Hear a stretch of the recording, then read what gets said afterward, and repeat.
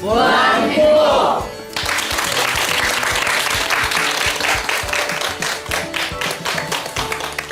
예, 만나서 반갑습니다. 광호 스님이라고 합니다. 오늘은 이제 지혜제일 사리불 스님과 쌍벽을 이루었던, 그리고 또 절친이었던, 중마고우였던, 또 부처님의 또 이제 상수 제자였던 우리 신통제의 목건련 스님의 이야기를 중점적으로 여러분들에게 들려드리겠습니다. 이 목건련 스님은 원래 저쪽 이제 원래 인도 분이었지 않습니까? 이제 그쪽 말로 목갈라나라고 하십니다. 목갈라나. 예? 위대한 분이란 뜻에서 마하목갈라나라고 불렀습니다. 마하목갈라나라고 불렀고요. 목갈라나 스님을 중국에서는 목건련이라고 했습니다. 목갈라나를 이제 줄여서 한문 표기로 목건련이라고 했는데, 중국 사람들, 여러분 한문 공부하신 분들 알겠지만 중국인들 한문의 가장 큰 특징이 줄이는 거예요. 축약하는 거예요. 그러니까 목건련이라는 이름도, 여러분 목갈라나가 우리 발음으로 몇 글자예요? 네 글자잖아요. 중국에서 그걸 몇 글자로 바꿨어요? 예, 목건련 세 글자로 바꿨잖아요. 근데 그것도 길다고 느꼈는지 아예 건자를 빼버리고 목련존자 부르게 된 겁니다. 알겠죠? 네. 목련존자. 그러니까 우리가 뭐 단어를 줄여가지고 사용하는 게, 그게 이제 옛날 중국에서부터 이제 있었던 것 같아요. 자, 그래서 이제 우리도 이제 발음하기 편하게 저도 이제 이야기 흐름상 목련존자라고 부르겠습니다. 이 목련존자께서 출가를 하시고 일주일 동안 열심히 수행을 하십니다. 정말 치열하게 수행을 하세요. 그토록 바라던 진정한 스승 부처님을 만났기 때문에 일주일 동안 열심히 수행을 하시다가 너무 수행을 열심히 했나 봐요. 일주일째가 됐을 때 체력이 방전이 돼요. 체력이 방전이 돼서 이제 꾸벅꾸벅 졸니다. 꾸벅꾸벅 졸아요. 예? 그 졸고 있으니까 부처님께서 멀리서 그 광경을 다 보십니다. 아, 목갈라나가 지금 수행을 하다 피곤해서 졸고 있구나. 하지만 지금이야말로 목련이 깨달음을 얻을 수 있는 시기구나. 이런 걸 다 꿰뚫어 보세요. 그리고 신통력을 발휘하셔서 졸고 있는 목련존자 앞에 딱 나타나십니다. 신통력으로. 목련아 하고 부르니까 목련존자 깜짝 놀래요. 그런 적 있나요? 열심히 공부하다가 이제 졸고 있는데 앞에서 엄마가 회초리 들고 야 이러고 있으면 순간 해본 적은 없어도 한 적은 있으시죠? 자, 그래서 이제 부처님 부처님께서 앞에 탁 나타나시니까 목련존자가 이제 깜짝 놀랍니다. 아, 거룩하신 스승이시여, 제가 수행하다가 혼침에 빠졌습니다. 조는 걸 불교에서는 이제 전문 용어로 혼침이라고 합니다. 혼침에 빠졌습니다. 이렇게 하니까 뭐 목침 아니에요? 목침, 목에 대고 잔다고 목침으로 혼침에 빠졌습니다. 부처님 참회드립니다. 그때 부처님께서 목련존자를 위해서 이제 거룩한 설법을 하십니다. 그 설법을 듣는 순간 출가한 지 일주일 만에 깨달음을 얻습니다. 완전한 깨달음을 얻어요. 며칠 만에? 제가 이 내용을 보고 자존심이 엄청 상하더라고요. 제가 출가한 지 17년이 됐거든요. 제가 깨달음을 얻었겠어요? 못 얻었겠어요? 뭘 얻어. 또 뭘 얻어요. 사람이 수행 앞에서는 솔직해야 된다고. 저도 아직 이제 수행의 힘이 많이 부족합니다. 일주일 만에 깨달음을 얻었어요. 자, 전생에 무엇을 많이 하셨다? 수행을 많이 하신 거예요. 전생에 수행을 많이 하셨기 때문에 이번 생에 빠른 시일 안에 깨달음을 얻을 수 있었던 것입니다. 깨달음을 얻은 뒤에도 이제 강력한 신통의 힘을 발휘해가지고 부처님의 제자들 중에서 부처님을 제외하고는 신통력이 제일이셨대요. 그래서 그 신통력으로 수많은 이제 중생들을 이제 제도하십니다. 그 우리의 목련존자께서 신통력으로 수많은 중생을 제도한 이제 재미난 이야기들이 굉장히 많습니다. 너무 많아서 어떤 이야기를 해드려야 될까? 그러니까 저도 이게 병인가 봐요. 할 얘기가 너무 많아. 그 옛날에 이제 어느 스님이 광우 스님은 아는 것도 많고 말도 잘해가지고 광우 스님은 물에 빠져도 몸만 뜰 거다. 여기까지 뭐 그렇게 이제 우스갯소리 하실 정도. 왜냐면 이제 머리에 뭐 든 게 많으니까 할 말도 많은 것 같아요. 그 목련존자 재미난 이야기가 너무 많습니다. 그 중에 하나가 이런 내용이 있어요. 부처님께서 이제 계율을 굉장히 중요하게 여기셨습니다. 이제 우리 남자 스님들이 비구라고 하지 않습니까? 비구가 지켜야 할 계율이 몇 가지죠? 예, 다 아시는데 대답 안 하시는 거죠? 250개입니다. 250개. 250개에서 그거 다 지켜요, 못 지켜요? 예, 고마워요. 예. 근데 안 지키려고 안 지키는 게 아니라 2600년 현재 인도에서 만들어진 거기 때문에 지금 시대 상황하고 안 맞는 게 많아요. 예. 그래서 뭐 앞부분은 반드시 지켜야 될 거. 뭐 예를 들어서 뭐 성관계를 맺지 말라, 사람을 죽이지 말아라, 거짓말을 하지 말아라, 훔치지 말아라. 이런 거는 반드시 지키고 있고요. 예. 대신 이제 소소한 것들, 뭐 소변을 볼 땐 앉아서 봐라, 뭐 이런 것들은 예. 요새 남자분들 소변 앉아서 보신 분들 많아지셨다는 얘기 인터넷에서 봤는데 그게 위생 환경에 좋다 하더라고요. 이야기가 옆길로 셌습니다. 예. 그러니까 이제 스님들이 지켜야 할, 남자 스님들이 지켜야 할 계율이 250개예요. 그 부처님께서 이 계율을 중시하셨기 때문에 포살법회라는 걸 하셨어요. 포살이 무엇인고 하니 한 달에 2번, 초하루 보름마다 스님들이 모여서 계율을 독송하는 거예요. 그러니까 잊어먹지 않게 계속 머릿속에 각인시키는 거예요. 근데 이제 부처님께서 포살법회가 펼쳐져서 수많은 제자들이 모입니다. 그래서 이제 부처님께서 이제 포살법회를 거행을 해서 계율을 암송해야 되는데 시간이 찰칵 지나도 부처님께서 침묵을 지키고 계세요. 그렇게 몇 시간이 지납니다. 나중에 이제 늦은 밤이 돼요. 그 제자들이 뭐 웅성웅성거립니다. 부처님 왜 그러시지? 뭐 문제가 생겼나? 왜 이러지? 근데 우리 같으면 이렇게 손 들고 저기 부처님 예? 저 안 하세요? 뭐 이럴 수도 있을 텐데 워낙 부처님에 대한 공경심이 크기 때문에 부처님이 침묵을 지키고 가만히 계시는 것은 큰 뜻이 있기 때문이다 하면서 이제 기다리고 있는 거죠. 그때 신통제의 목련존자께서 신통력으로 부처님의 마음을 헤아립니다. 계율을 암송하는 이 법회의 자리에 계율을 깨트린, 파괴한 스님이 지금 이 자리에 앉아 있구나. 그래서 부처님께서 계율을 설하지 않으시는 거나. 이해 가시죠? 네. 계율을 암송하는 자리에 계율을 깨트린 사람이 앉아 있으니까. 그러니까 목련존자께서 타심통, 다른 사람의 마음을 꿰뚫어 보는 걸 타심통이라고 합니다. 타심통으로 그 스님을 딱 잡아냅니다. 그 스님을 신통력으로 그 파괴한 스님을 밖으로 내던져 버립니다. 예. 그대는 계율을 깨트렸기 때문에 이 깨끗한 자리에 올 수가 없어. 어서 나가시오. 그때서야 비로소 부처님께서 침묵을 깨트리십니다. 나의 제자들아. 사람들에게 모두 생명이라는 게 있다. 수행자의 생명은 계율이다. 예. 계율은 소중한 것이다. 계율을 항상 소중하게 여기고 항상 지켜야 된다라고 그런 아주 소중한 법문을 해주십니다. 자, 이것도 이제 목련존자의 어떤 신통력이 발휘한 사건이죠. 목련존자는 신족통이 있었어요. 축지법은 먼 거리를 빨리 가는 거지만 신족통은 다른 차원으로 넘어가는 거예요. 그러니까 수준이 틀려요. 차원 자체를 넘어가는 거예요. 그래서 목련존자는 신족통이 있었기 때문에 가끔씩 천상세계에도 올라가고 지옥에도 갔답니다. 지옥에 가서 고통받는 중생한테 법문을 해줘서 제도하기도 하고 천상세계에 가서 천신들한테 법문도 해줬대요. 근데 천상계에 올라가서 천신들한테 법문을 하는데 여러분 천상계, 천국에 태어나고 싶죠? 근데 불교는 이제 하늘세계가 28개가 있다고 해요. 이제 하나만 있는 게 아니에요. 28개 천상세계가 있는데 불교에서는 천상세계, 천국에 태어나지 말라고 해요. 웬만하면 태어나지 말아라. 왜냐하면 너무 행복하고 즐거워서 수행을 안 한대요. 이해 가시죠? 너무 행복해서, 너무 기뻐서, 너무 쾌락이 가득해서 수행을 안 한대요. 그래서 하늘세계 천신들이 죽는 이유가 몇 가지 있대요. 수명이 다해서 죽고, 뭐 저기 악마의 군대들이랑 싸우다가 죽고. 근데 천상의 신들이 죽는 이유 중에 가장 큰 이유 중에 하나가 너무 노느라고 놀다가 밥 먹는 걸 잊어먹어서 굶어 죽는데요. 이게 경전에 나와요.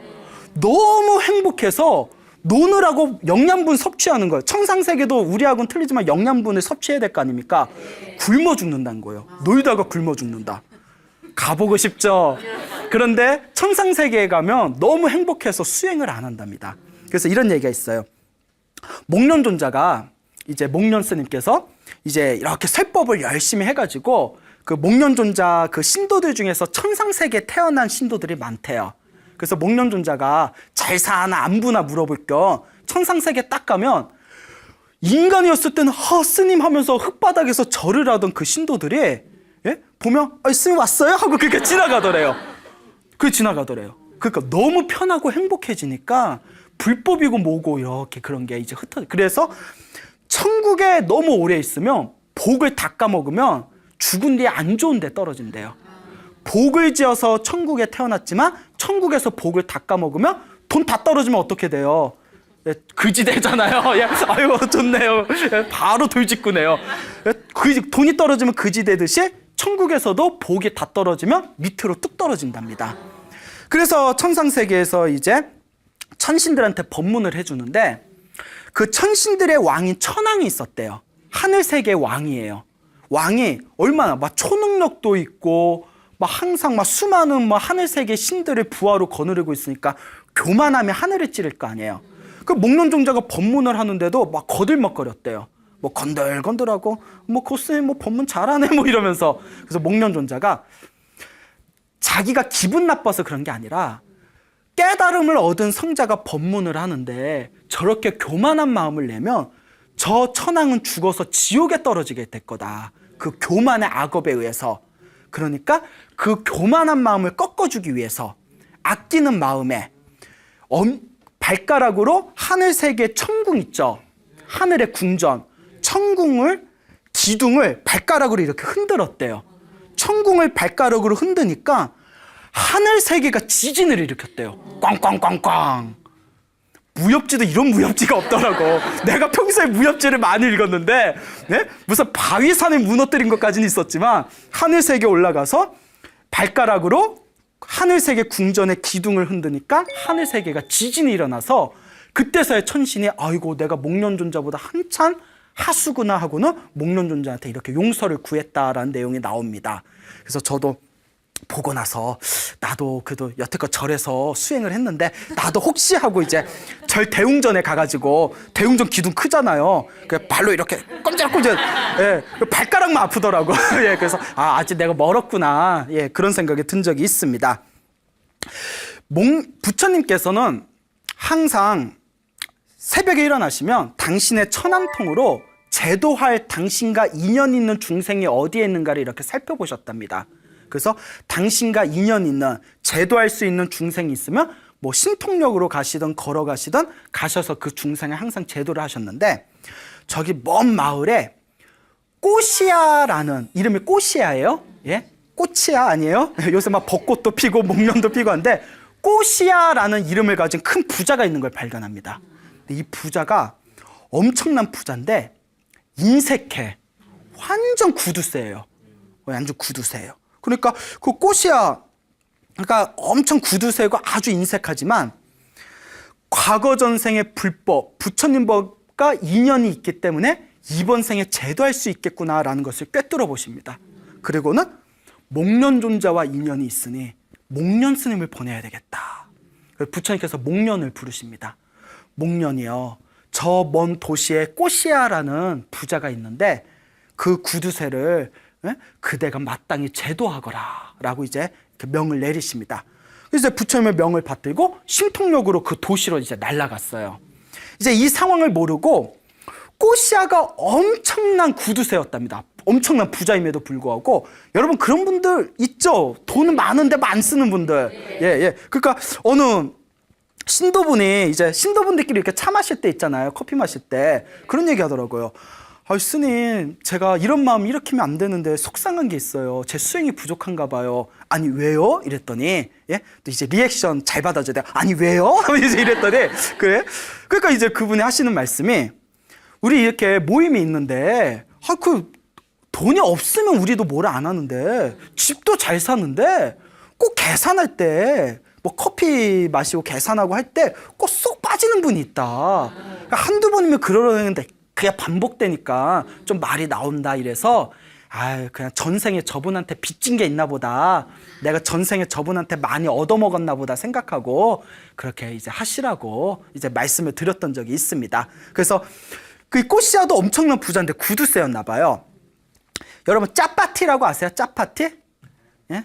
짜파티가 인도에서 밀가루로 만든 얇은 빵이래요. 호떡 같은. 거기다 뭐 이제 우리로 뭐 카레 같은 거 발라서 먹고 한대요. 짜파티라는 게 있대요. 인도 음식 안 좋아하세요? 예, 그래요. 넘어갑시다. 예, 예. 제가 배가 고픈 게 자꾸 먹는 얘기가 나오네요.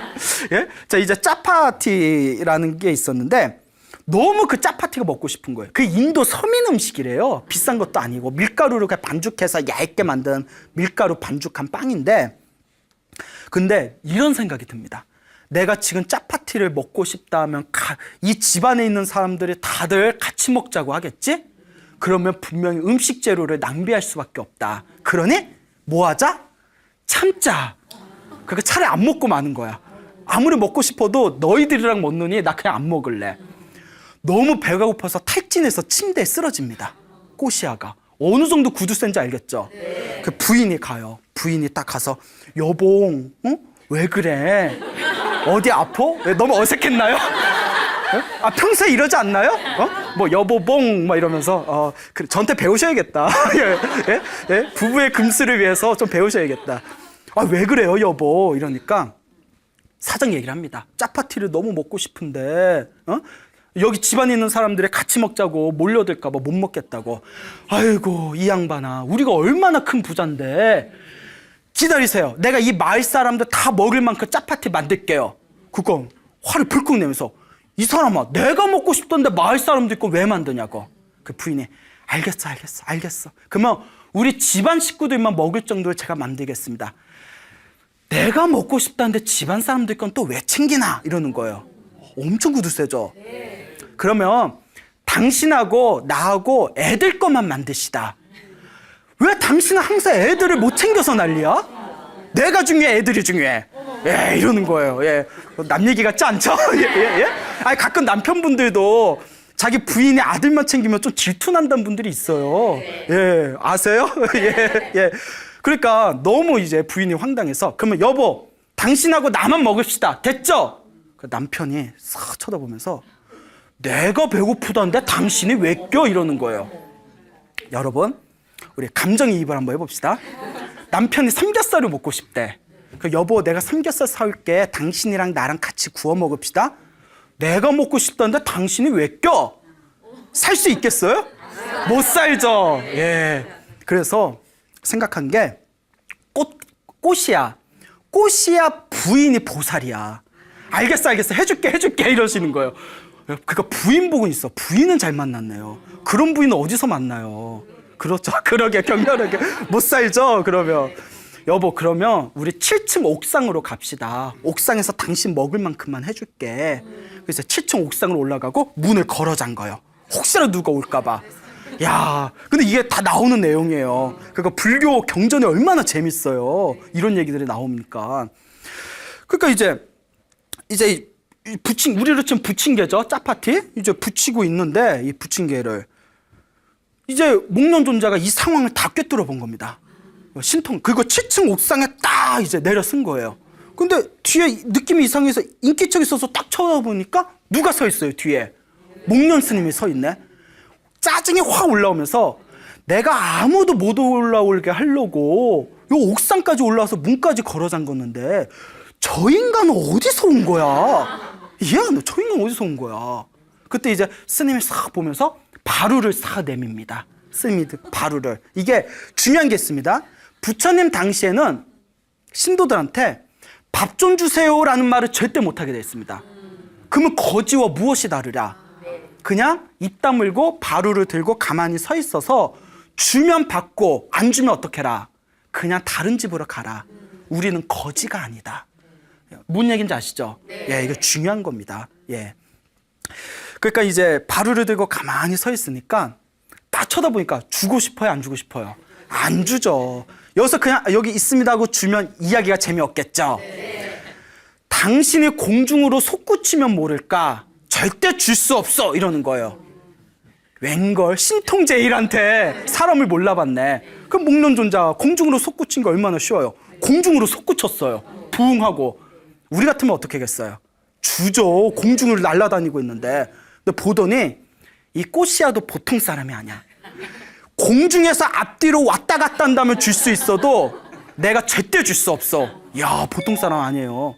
목련 존재가 신통제일인데 공중에서 앞뒤로 왔다 갔다 걸어갑니다. 왔다 갔다. 이쯤 되면 줘야 되잖아요. 이 사람도 악에 바친 거예요. 이야, 저 인간 끈질기네. 공중에서 가부좌를 틀고, 참선 자세로 앉는 거, 가부좌를 틀고 앉는다면 줄 수 있지만 그렇지 않으면 내가 절대 줄 수 없어. 당연히 되죠. 목련 존재가 다 가부좌를 틀고 공중에서 떠오릅니다. 그때 한마디 더 합니다. 당신 몸에서 연기가 뿜어져 나오면 내 줄 수 있지만 그 이전은 못 줍니다. 설마 사람 몸에서 연기가 나오겠냐 싶은 거예요. 목련 존재가 무슨 제일이라고요? 신통제일이잖아요. 몸에서 연기가 무럭무럭 나오니까 집안에 연기가 꽉 차서 사람들이 막 괴로울 정도예요. 그리고 그 꼬시야 부자도 막 눈에서 눈물이 막 뚝뚝 떨어지는 거예요. 너무 매워가지고. 그때 이쯤 되면 줘야 되잖아요. 그래서 속으로 진짜 주기 싫은데 어떡하냐? 그래서 무슨 생각을 했냐면 당신 입에서 불이 뿜어져 나오면 줄 수 있어도 그전에는 줄 수 없어 하려다가 정말 불이 나와서 집이 탈까봐 참았대요. 거기서 나와요. 아주 디테일하게 나오죠. 예? 이게 만약에 다 뻥이라면 엄청난 문학 작가가 쓴 거예요. 예? 예? 자, 그러니까 입에서 이제 불이 뿜어 나오면 집이 다 탈까봐 꾹 참은 뒤에 알겠어 스님. 이 연기 좀 이제 그만 내뿜으시오. 내 드리겠어. 이제 목련 존재가 이제 다 이제 서 있어요. 그 부인한테 쿡쿡 찌르면서 하나만 주자고. 이렇게 조그맣게 만들, 최대한 조그맣게 만들라고. 그게 이거예요. 먹고 떨어져라. 예? 조그맣게 만들어라. 그 부인이 이제 저 양반 참 내 남편이지만 해도 너무하네. 조그맣게 호떡 부침개를 만들었는데 반죽은 조그맣게 해서 던졌는데 붙일 때마다 커지는 거예요. 이것도 신통력으로 일부러 그렇게 한 거겠죠? 그러니까 너무 커. 작게 만들어봐. 부인이 나중에 짜증을 내면서 당신이 붙여봐요. 자꾸 크게 나오는데 어떡하라고. 알겠다. 자기 너무 힘든 거예요. 내가 짜파티 하나 먹으려고 내가 이게 뭔 고생이냐. 스님, 요 큰 거 하나 가져가세요 하고 얹어줬는데 여기서 또 그냥 끝나면 안 되잖아요. 짜파티가 그 줄줄이 소세지 마냥 다닥다닥 붙어서 이렇게 쭈르르 올라오더래요. 놀래가지고 이 꼬시아가 그 짜파티를 막 뜯어내는 거예요. 근데 뜯어내요, 못 뜯어내요? 안 되죠. 신통의 힘으로 된 거니까. 먹고 싶은 마음도 없고 완전히 지쳤어요. 꼬시아 장자가 이제 쉬고 싶은 마음뿐이 없는 겁니다. 목련 스님에게 다음과 같이 애원합니다. 스님, 나도 나지만 스님도 참 별나오. 이러면서까지 먹고 싶습니까? 스님, 이제 그만합시다. 요거 바구니차 다 드릴 테니까 공양 드십시오 하고 모든 걸 체념합니다. 그때 목련 존재가 지금 때가 왔다. 순간이지만 이제 욕심을 놓아버린 거잖아요. 꼬시아가 이제 마음을 다 놓아버렸잖아요. 그냥 다 가져가세요. 이제 지금이야 때가 왔구나. 그리고 이제 설법을 해줍니다.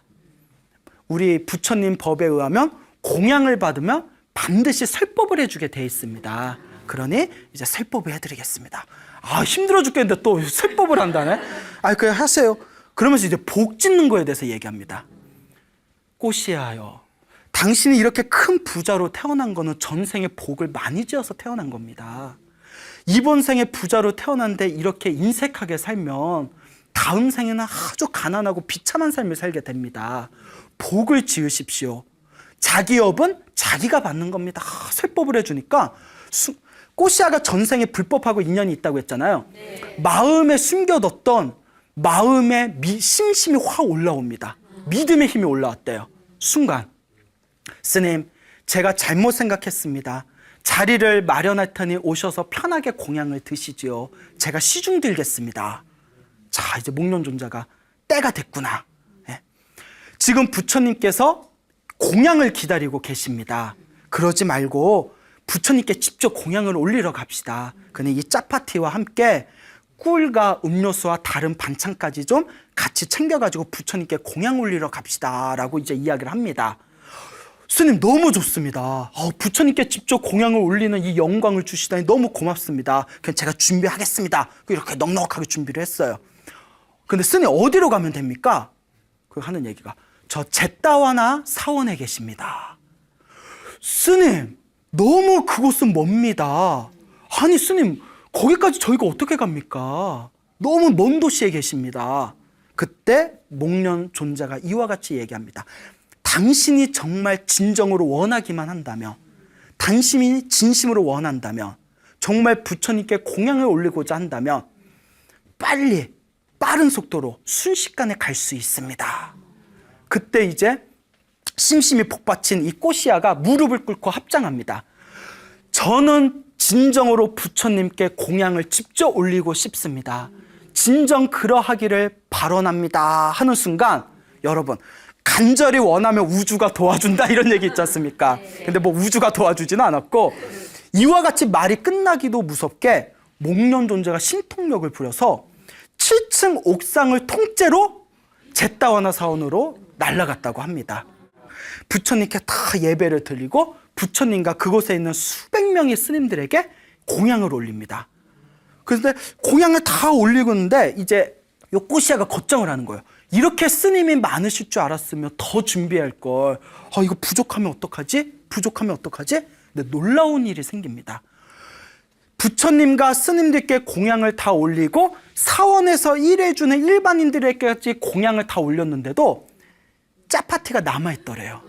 짜파티가 남아있더래요. 이런 기적 같은 일이 생겨납니다. 그래서 부처님께 질문을 던집니다. 부처님, 남아있는 짜파티는 어떡합니까? 사원 밖에다 보이지 않는 곳에 버리거라. 버리거라.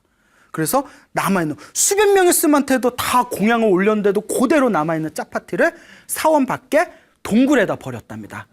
그 뒤에부터 그 동굴을 짜파티 동굴이라고 불렸다고 합니다. 예, 짜파티 동굴. 유래가 있대요. 예, 가보셨나요? 짜파티 동굴? 예, 언제 한번 가보세요. 저도 어디 있는지 모르겠어요. 저도 책에서 본 거라서 짜파티 동굴이라 불리우게 되었다라고 이제 나오죠. 부처님께 이제 공양을 올리고 나서 부처님이 설법을 하십니다. 부처님의 설법을 듣고 그 자리에서 꼬시아와 부인 두 명이 깨달음을 얻게 됩니다. 이해가시죠? 예, 깨달음을 얻게 돼요. 자, 이렇게 목련 존자가 꼬시아를 제도한 이 이야기가 사방에 널리 퍼져서 목련 존자의 위상과 명성이 세상에 더욱 크게 퍼졌다라는 이야기가 지금까지 전해지고 있습니다. 예, 이런 목련 스님 같은 분 만나보면 너무 좋겠죠. 예, 그러니까 어느 보살님이 스님, 목련 존자 같은 스님 만나면 정말 뵙고 싶어요. 그래서 나도 그렇죠, 목련 스님 같은 분 뵙고 싶죠. 만나면 제일 먼저 뭐 하고 싶어요? 우리 아들 대학 붙으나 안 붙으나 그러니까 만나면 미래에 점 좀 봐달라고 그런 얘기를 해서 제가 엄청나게 이제 속으로 웃었던 적이 있었는데, 자, 목련 스님께서 하루는 천상세계에 올라가십니다. 천상세계에 올라가서 천녀, 하늘세계 여자, 우리를 치면 선녀겠죠. 선녀를 이제 만나게 됩니다. 하늘세계 존재들은 다들 엄청난 미남 미녀랍니다. 엄청나게 예쁘대요. 예쁜데, 엄청나게 예쁜데 이 지상 인간계에 있는 그 어떤 미인하고도 비교가 안 될 정도로 예쁘대요. 하늘세계에 태어난 존재들은. 예? 한번 보고 싶죠? 이렇게 고화질로 한번 보고 싶다. 그렇죠? 도대체 얼마나 예쁘길래. 그래서 이제 하늘나라 선녀를 딱 보고 질문을 던집니다. 당신은 전생에 어떤 복을 졌길래 이렇게 아름다운 선녀로 태어났습니까? 그 대답을 안 해요. 스님 묻지 마세요. 얘기해달라고. 그러면 내가 신도들한테 얘기를 해줘야 신도들도 자극이 돼서 복을 지을 거 아니냐고. 무슨 복을 졌길래 이렇게 선녀로 태어나서 행복을 누리는 겁니까? 스님, 너무 사소한 거라서 제가 말하기가 부끄러워서 그래요. 뭐 엄청나게 큰 복을 줬으면 얘기하겠는데 너무 사소해서 그렇습니다. 사소하니까 더 중요한 거 아닙니까? 작은 것이 더 중요한 거 아닙니까? 너무 큰 복이라면 일반 사람들은 못 따라합니다. 얘기해 주십시오. 스님, 제가 인간 세상에 있을 때 거짓말을 하지 않았습니다. 거짓말을 하지 않고 항상 사람에 대할 때 진실을 말하고 진실로 대했습니다. 예? 힘들죠? 요새 시대 같은데 이런 얘기하면 스님 요새 그렇게 살면 호구예요 이러더라고요. 예? 그러니까 거짓말을 하지 않고 진실되게 살았습니다. 요 공덕으로 제가 선녀로 태어났습니다 하는 거예요.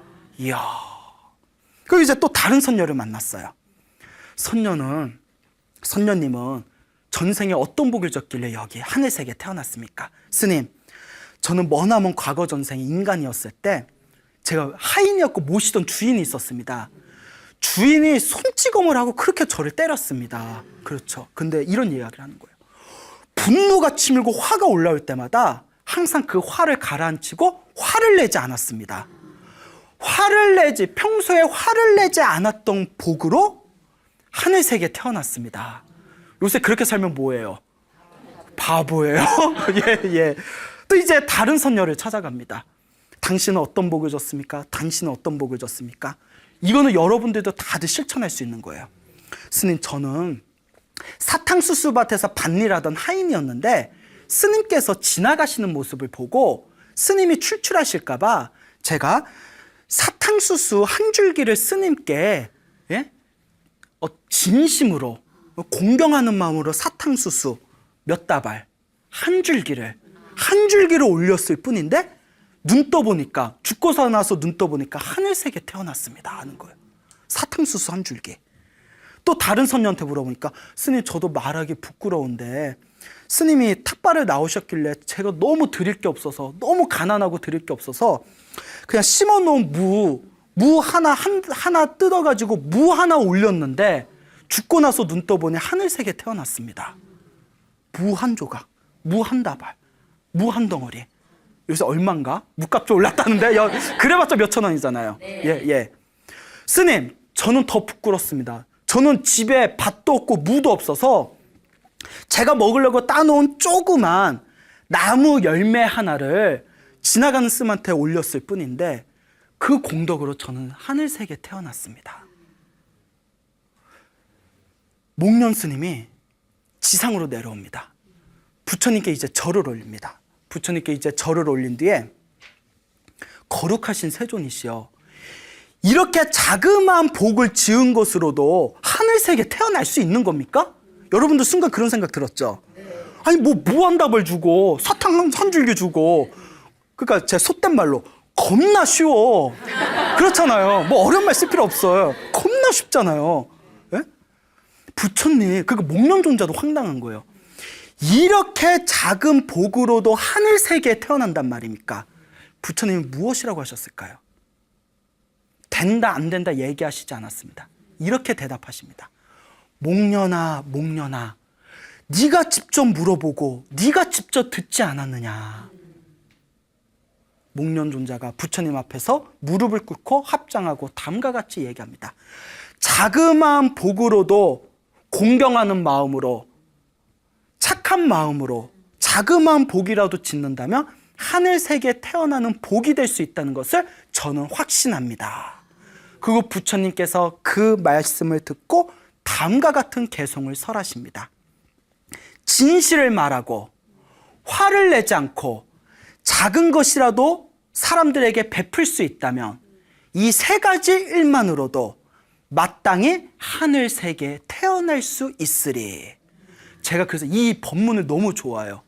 막 신도들한테 막 억지로 막 힘들고 괴로운 거 시키는 게 아니라 여러분들이 그냥 착한 마음 내고 양심껏 살고 자그마한 거 하나만이라도 공경하는 마음으로 보시할 수 있으면 그게 다 엄청난 복이 된다는 거예요. 그래서 저는 불교가 좋아요. 예? 여러분 집을 파세요. 예? 땅 팔아서 가져오세요. 예? 예? 우리 부처님은 돈을 좋아해서 동그랗게 돈 말고 계십니다. 이런 게 아니잖아요. 그렇잖아요. 예. 제가 그래서 불교를 좋아해요. 우리 부처님은 너무 소박하신 분이에요. 예. 자, 여기서 중요한 게 있습니다. 그 사람들이 사탕수수 줄기를 보시하고 그 사람들이 나무 열매를 보시해서 부처님이 하늘색에 태어나게 해준 게 아닙니다. 알겠죠? 절대 그런 법은 없습니다. 내가 지은 복은 누가 받는다? 내가 지은 업은 내가 받고 내가 지은 복은 내가 받고, 부처님은 올바른 복과 선업을 짓는 방법을 가르쳐주기 위해서 오신 거예요. 그게 부처님의 가르침입니다. 부처님 가르침 너무 좋죠? 예, 경제적 부담도 안 되죠? 예? 너무 좋아요. 복을 지으셔야 됩니다. 부처님의 이 훌륭한 제자분께서 그분의 최후는 굉장히 끔찍했습니다.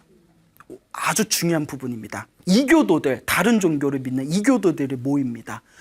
야, 왜 갈수록 우리 종교 숫자가 줄어드냐? 우리 신도들 왜 갈수록 떨어지냐? 다 목련 때문이야. 목련이 천상계와 지옥계를 왔다 갔다 하면서 선업을 짓고 악업을 피하는 방법을 가르쳐 주니까 사람들이 다 불교로 귀의를 한다. 불교는 지금 엄청나게 세력이 커졌는데 이러다 우리는 다 굶어 죽게 생겼다. 할 수 없다. 목련을 죽여버리자. 그래서 1000냥의 돈을 모았답니다. 그리고 500명의 산적들을 모아서 1000냥을 주고 암살을 사주합니다. 500명의 산적들을 호심탄탕 목련스님을 노립니다.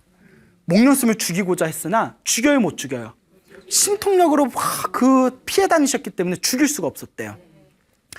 암살을 사주받고 목련스님이 신통력으로 피해 다니기 3개월이 지난 뒤에 이제 악한 사람이었으면 자기 신통력으로 500명의 산적을 죽였을 테지만 목련스님은 그런 분이 아니잖아요. 자비로운 분이잖아요. 그냥 피해만 다니셨대요.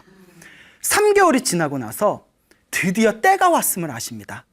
내가 빚 갚을 때가 왔구나.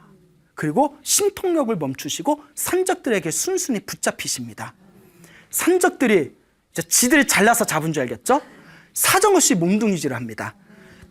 기록에 다음과 같이 적혀 있습니다. 머리끝 두개골에서 발끝 엄지발가락까지 뼈 조각이 다 쌀알 조각으로 만들었대요. 그 살덩어리는 완전히 뭉개진 거죠. 뼈가 다 쌀알 조각으로 만들었대요. 아, 죽었구나라고 느끼고 산적들은 흩어집니다. 그때 신통 제일이시잖아요. 목련스님이 내가 이대로 죽으면 나도 속 편하지만 이대로 죽는다면 부처님에 대한 예의가 아니다. 부처님께 마지막 인사를 올려야지. 그 신통력을 발휘해서 원래 몸으로 복구가 됩니다. 그 이제 부처님을 찾아가서 신통력으로 부처님이 있는 곳까지 날아가서 부처님께 인사를 드립니다. 거룩하신 세존이시여, 제가 이제 떠날 때가 됐습니다. 부처님 이미 다 꿰뚫어 보고 아시는 거죠. 가기 전에 마지막으로 불자들에게 설법을 해주거라. 이제 더 이상 그대와 같은 위대한 제자를 만날 수 없겠구나 하고 이제 아쉬워하십니다. 신통제의 목련존자가 그 자리에서 수많은 불자들이 있는데 앞에서 공중으로 몸을 솟구쳐서 온갖 신통변화를 보이셨답니다. 마지막 위대한 신통력의 모습을 보이신 뒤에 사람들이 신통력 보니까 이제 우리 속된 말로 뿅 가잖아요. 와 하고 뿅 가잖아요. 지상에 내려와서 마지막 설법을 하시고 그 자리에 목련존자의 설법을 들은 수많은 불자들이 깨달음을 얻게 됩니다. 그리고 자기와 인연이 있는 깔라실라라는 마을에 가서 그곳에서 숨을 거두시고 완전한 깨달음의 세계로 돌아가시게 됩니다. 이 사건 때문에 난리가 납니다. 평소에 목련존자를 존경했던 왕이 철저히 조사를 지시합니다. 그래서 500명의 그 목련존자를 죽이라고 시켰던 500명의 이교도들을 붙잡고 목련존자를 죽였던 500명의 산적들을 붙잡아서 1000명을 처형시킵니다. 1000명을 사형시켜요. 근데 아마 목련존자가 이 광경을 봤으면 나 때문에 사람 죽이지 말라고 안 하셨을 거예요.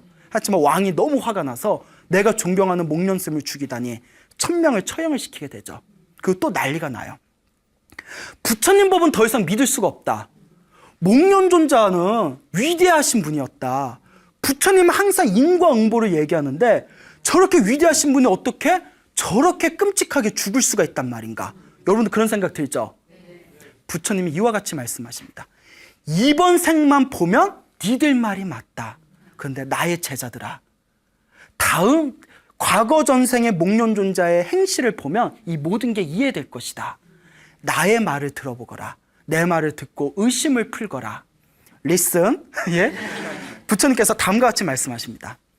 머나먼 과거 전생에 목련존자가 머나먼 과거 전생에 착한 젊은이였답니다. 부모님이 두 분이 다 장님이셨대요.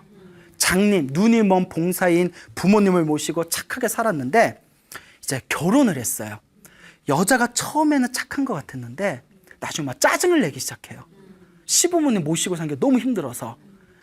그 나중에 부인이 뭐라고 하냐면 남편은 맨날 옆구리를 찌르면서 부모님을 죽여버리자고, 시부모님 죽여버리자고. 그러니까 우리 같으면 정상적인 사람이서 그 자리에서 이혼했을 텐데, 그렇잖아요. 미친 여자구나. 근데 이제 뭔가 안 좋은 어변이 있었나 봐요. 말도 안 되는 소리 하지 말라고, 부모를 죽이는 자식이 어딨냐고 하다가 몇 년을 그래 버리니까 세뇌가 됐나 봐요. 마음의 결심을 합니다. 부모님한테 날씨가 좋으니까 오늘 같은 날이겠죠? 벚꽃도 피고 목련도 있고 산에 가서 소풍이나 합시다 하고 우리 며느리 빼고 우리끼리 맛있는 거 먹으러 갑시다. 그러니까 눈이 먼 부모님을 모시고 이제 다 산으로 올라갑니다. 그리고 어머니 잠깐 여기 쉬세요 하고 어머님이 돗자리를 펴고 어머님 아버님을 앉혀놓고 몰래 뒤로에 가가지고 강도로 이제 분장을 합니다. 스스로. 그 다음에 목소리를 이제 변조해가지고 자기가 산적인 것처럼 강도인 것처럼 부모님을 이제 죽이려고 합니다. 그리고 이제 자기가 자식의 아들이 이제 부모 죽인다는 것까지는 보여주고 싶지 않았나 봐요. 부모님을 처참하게 이제 때려 죽일 때 과거 전생에 있었던 일이에요. 부모님은 끝까지 이렇게 외쳤답니다. 아들아, 아들아, 강도가 왔으니 우리가 붙잡고 있을 테니 어서 너는 피하거라. 이게 부모 마음이에요. 예? 근데 그와 같이 부모를 죽인 강력한 악업에 의해서 수없는 생 동안 지옥에 떨어져서 끔찍한 고통을 당하게 됩니다. 그리고 인간으로 태어난 뒤에도 부모를 죽였던 강력한 악업의 힘에 의해서 인간으로 태어난 뒤에도 항상 맞아 죽는 악업의 업보를 받았다고 합니다. 그리고 이번 생에도 부처님과 인연이 있어서 수행을 하고 이번 생에 석가모니 부처님을 만나서 깨달음을 얻었지만 부모를 죽인 악업의 힘이 너무 강하기 때문에 스스로 그 빚을 누가 받은 것이다. 그렇죠. 목련 스님께서 내 빚이 왔구나. 내 빚이구나. 내 업이구나 하고 그걸 받은 것이다. 나의 제자들아, 이제 더 이상 목련 존자는 고통을 받는다 안 받는다. 삶과 죽음을 완전히 뛰어넘었기 때문에 이제 목련 존자는 더 이상 이와 같은 고통을 받지 않을 것이다. 이게 바로 인과응보이다 라고 말씀하셨습니다. 우리 앞에 펼쳐진 행복한 일, 우리 앞에 펼쳐진 불행한 일 다 인과응보예요. 누가 지은 업이다? 내가 지은 업이에요. 이 업을 누구도 못 피하셨다. 목련 스님 같은 신통제일도 못 피하셨습니다. 다만 내 업은 내가 받아야지 하고 평온하게 받으셨죠. 여러분, 살면서 안 좋은 일이 생기면 누구한테 짜증내지 마세요. 뭔 얘기인지 아시죠? 내 업이에요. 이와 같이 생각하세요. 내가 전생에 지은 빚을 내가 지금 갖고 있구나. 이번 생에 이 빚을 갚고 열심히 복을 지어서 다음 생에라도 나는 행복한 삶을 살게 될 것이다 라는 믿음을 갖추시기 바랍니다. 알겠죠? 네. 여러분들 업은 여러분들이 짓고 여러분들이 받는 것입니다. 여러분들의 삶을 행복이 가득한 충만한 삶으로 여러분들이 창조하고 싶다면 이 인과응보를 철저히 믿고 의지하시길 바랍니다. 여러분, 행복해지고 싶습니까? 네. 행복한 삶을 창조하고 싶습니까? 네. 복을 지으십시오. 선업을 지으십시오. 공덕을 쌓으십시오. 복과 선업과 공덕의 힘이 여러분들을 진정한 행복의 길로 이끌어 줄 것입니다. 여기서 마치겠습니다. 소중한 나 무한행복